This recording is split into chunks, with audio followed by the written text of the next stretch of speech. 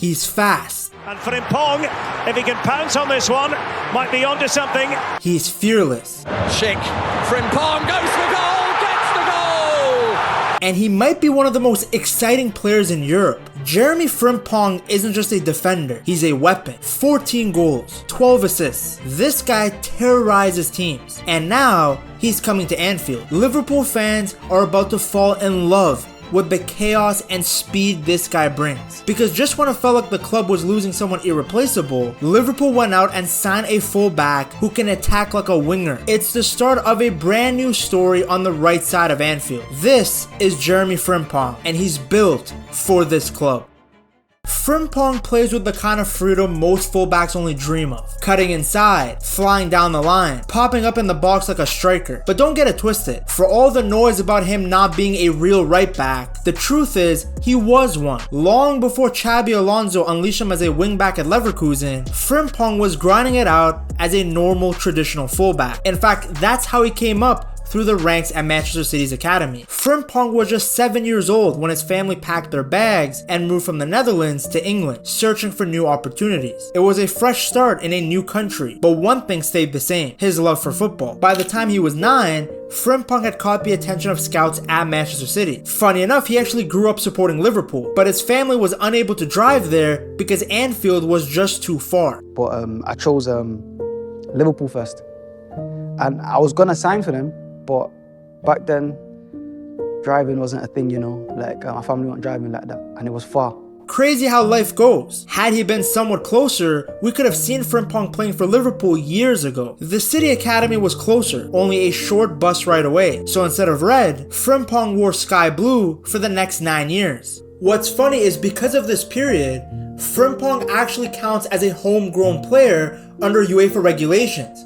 So in many ways, he literally is directly replacing Trent. At City, he was surrounded by talent. Players like Phil Foden and Jadon Sancho came through at the same time. But even in that group, Frimpong stood out. He wasn't the biggest guy, just 5'8", and pretty skinny, but he was electric. He was so fast, and he was fearless on the ball. He was never afraid to take players on, and he would beat them easily, unlike Garnacho. The coaches loved his hunger, the fact that he was willing to run even without the ball. Reportedly, even Pep Guardiola was a fan. But of course, in Pep fashion, no matter how good he thinks you are, it's very difficult to break into the first team 11. And Frimpong wasn't just gonna sit there and play with his balls, waiting for an opportunity. So in 2019, just shy of his 19th birthday, he made a bold move. He left the comfort and security of Manchester City to chase something bigger: regular first team football. Frimpong's leap of faith took him north, to the land of the bagpipes, to Celtic. It wasn't the kind of move that grabbed headlines. He was just 18, barely known outside of Manchester. He wasn't even really known that much in Manchester, and he was joining a big club in a new country. But it turned out to be exactly what he needed, and from the moment he stepped onto the pitch, Frimpong made sure that people would remember him. He made his debut in a League Cup match just weeks after signing, and immediately won man of the match. That night, fans saw the real Jeremie Frimpong. Quick, confident, a player full of energy,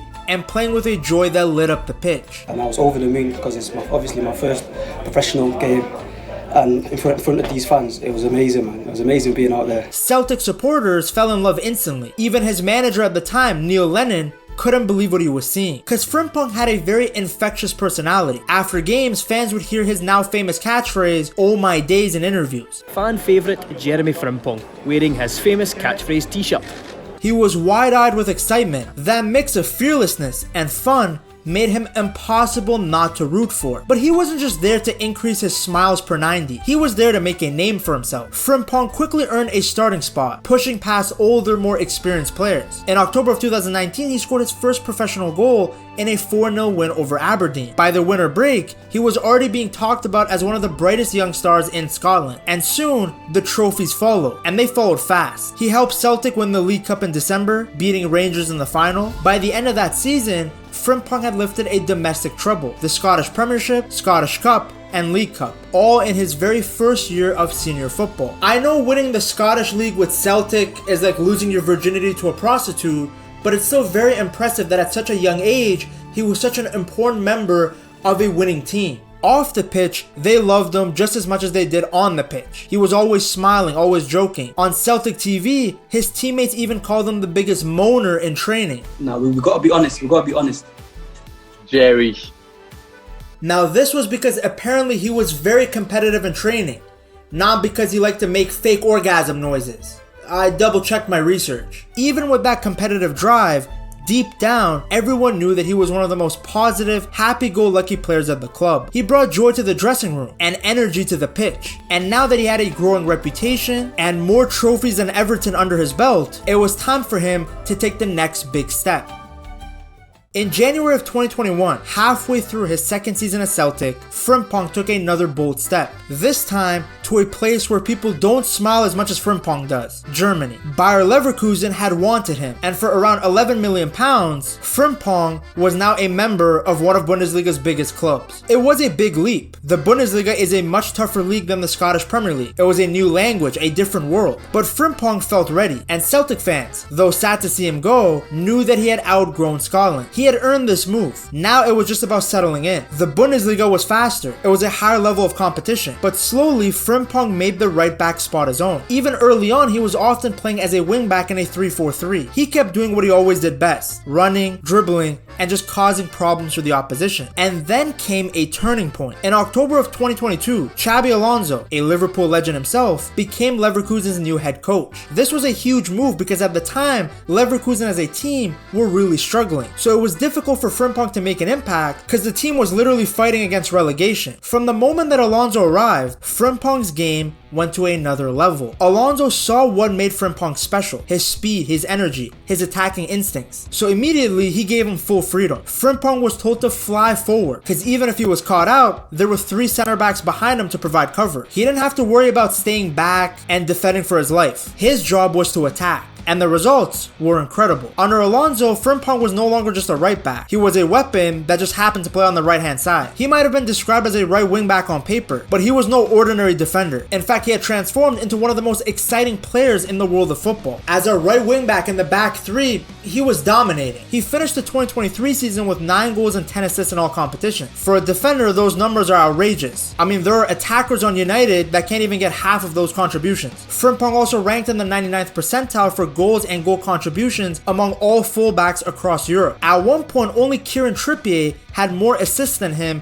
in Europe's top 5 leagues. But it wasn't just about the assists or the stats. What made Frimpong truly dangerous was how he played. He didn't just hang wide and spam in crosses like a traditional fullback. He was timing his runs into the box almost like a striker. He had this ability of always arriving at the perfect moment in the box to either score a Ronaldo-esque tap-in or set up a teammate. It was clearly something that he had been working on under Xabi Alonso, and the results were incredible. He was racing past defenders, he was sprinting to the byline, and when he ended up being inside the 6-yard box, it was almost a guaranteed goal. The next season, Frimpong got even better, and this was really when he exploded onto the world stage. Frimpong didn't just have a good year, he had a season most defenders could only dream of. You see, this season Leverkusen as a team hit another level. Xabi's instructions were working for everybody, and the team went from fighting relegation to almost winning the treble undefeated. Frimpong scored 14 goals and got 10 assists across all competitions. Just let that sink in. Those are numbers you would expect from a winger or a striker. People nowadays are spending 100 mil on players and they're still not getting this level of output, and he was doing it as a right wing back. In the Bundesliga alone, Frimpong had 9 goals, making him the 3rd highest scorer in the entire Leverkusen squad. Every time he got the ball, he attacked with speed and confidence. This guy flies down the right flank. He was dribbling past defenders like they weren't even there. He didn't play like a normal defender. He played like an extra forward. But again, I remind you guys, this was Xabi's instructions. As a wingback, he wasn't instructed to defend. He was told to keep getting forward. Even when Leverkusen would go into a back 4, Frimpong would be pushed to play on the wing. That season, Leverkusen made history. They won their first ever Bundesliga title, and they did it going unbeaten. And then they lifted the DFB Pokal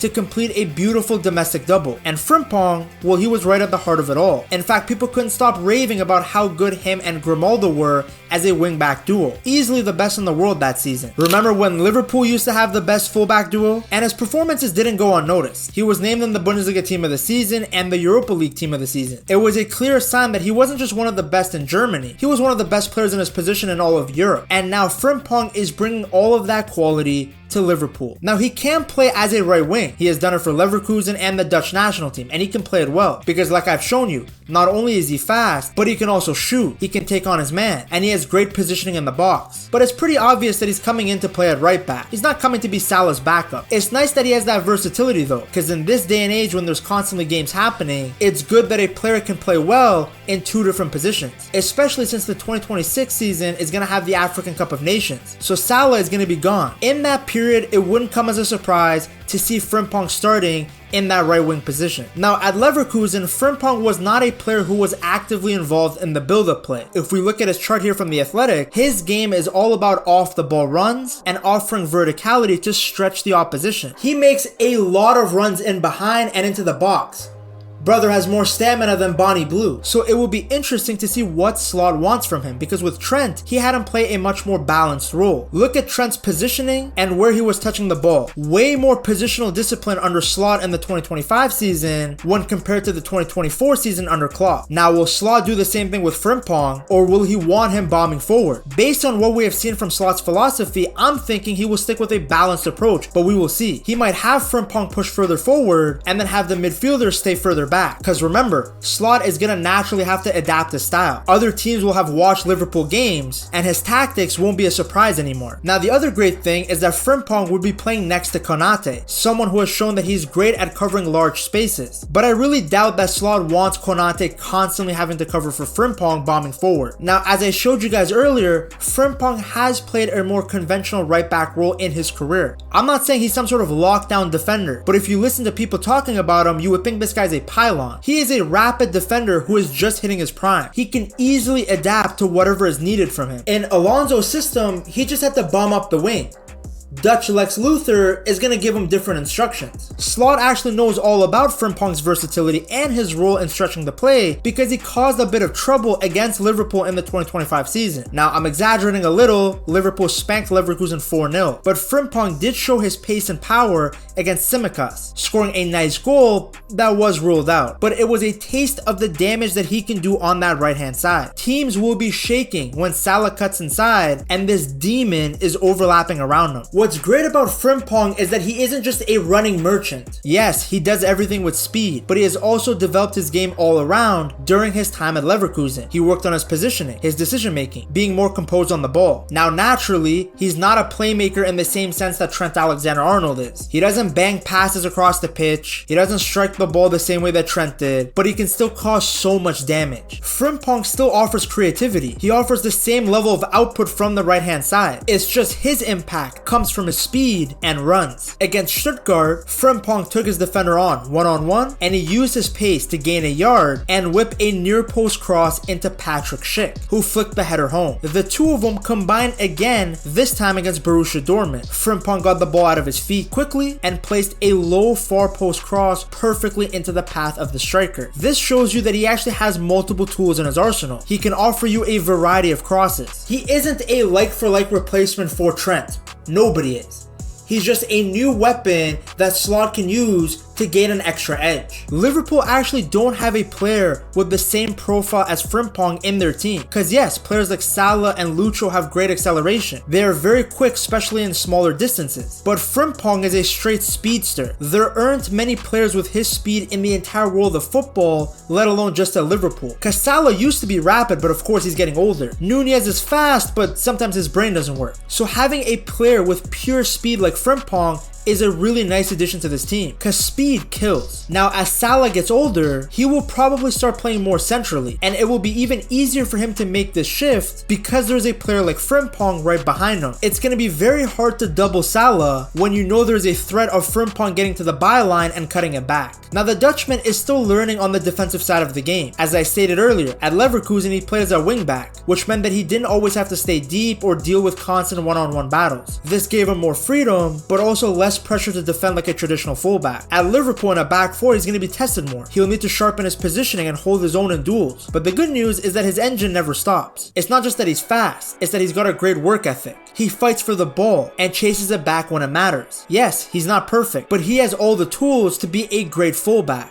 And Slot has already proven that he knows how to fix defensive issues. In his first season, he made Liverpool tighter at the back. They were tighter than a nun, more compact, more organized, even with Trent, a player that opponents love to target. So if you're wondering whether bringing in someone like Frimpong would be risky, it's not. Slot has shown that he can protect attacking-minded fullbacks. And with Frimpong, he's getting someone who's even quicker than Trent was, while being equally dangerous going forward. In terms of adaptability, it should be very easy for Frimpong. He has lived in England before, so it won't be some sort of culture shock. And when he walks into the Liverpool dressing room for the first time, he won't be surrounded by strangers. He's gonna see a lot of familiar faces. The Dutch connection at Liverpool is very strong. Virgil van Dijk, Gakpo, Gravenberch, all players that Frimpong knows well from the Dutch national team. They've shared training camps, matches, and of course Arne Slot is Dutch as well. Now that might sound like a small thing, but when you're trying to learn a new system and connect with a manager and understand your role, it makes a big difference. Liverpool has always been a club that values character just as much as talent, and Frimpong by all reports is a great person in the locker room. Only positive things have been said about him both at Celtic and Leverkusen. Everything about this move just fits. Now Frimpong, he's just another piece in the massive jigsaw puzzle that is Arne Slot's Liverpool. To see the army that the Dutchman is building, you have to check out this video right here.